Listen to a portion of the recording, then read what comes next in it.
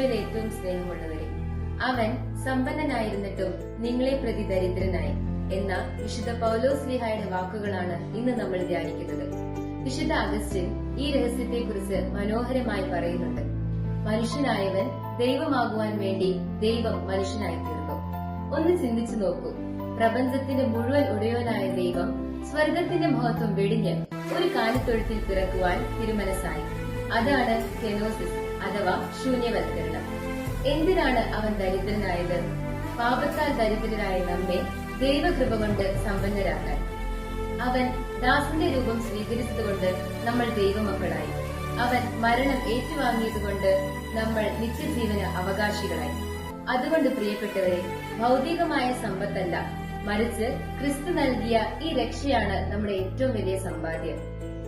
ക്രിസ്തു തന്നെ തന്നെ മുറിച്ചു നൽകിയതുപോലെ നമ്മുടെ ജീവിതവും മറ്റുള്ളവർക്കായി പങ്കുവെക്കുമ്പോഴാണ് നമ്മളും യഥാർത്ഥത്തിൽ സമ്പന്നരാകുന്നത്.